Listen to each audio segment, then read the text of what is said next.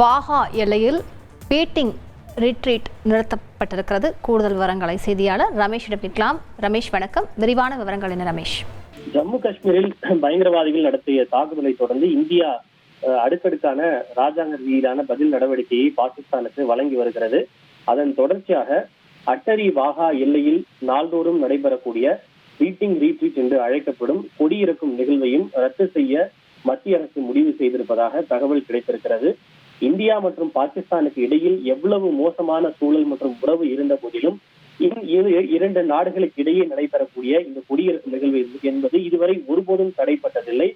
அன்றாடம் நடைபெறக்கூடிய இந்த குடியிருக்கும் நிகழ்வில் இரு நாடுகளுடைய ராணுவ வீரர்கள் கலந்து கொண்டு மிடுக்கான ராணுவ அணிவகுப்பு. என்னங்க இனி வீட்டு வேலையில கொஞ்சம் அதிக ஒத்தாசையா இருக்கணும். வேலை கிடைச்சிட்டா? வேலையா? நான் பாஸ் ஆகணும்னு நினைக்கிறேன்.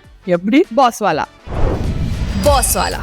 பி தி பாஸ் அவர்கள் மேற்கொள்வார்கள். இதை காண்பதற்கே இரண்டு தரப்பிலிருந்து நாள்தோறும் ஆயிரக்கணக்கான சுற்றுலா பயணிகள் அட்டரி வாகா எல்லையிலே ஒன்று கூடுவார்கள்.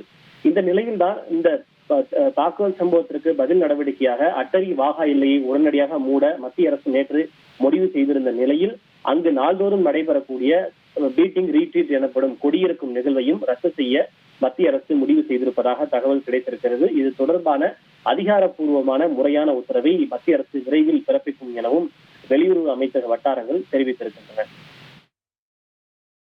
விரிவான விவரங்களுக்கு நன்றி ரமேஷ்குமார்.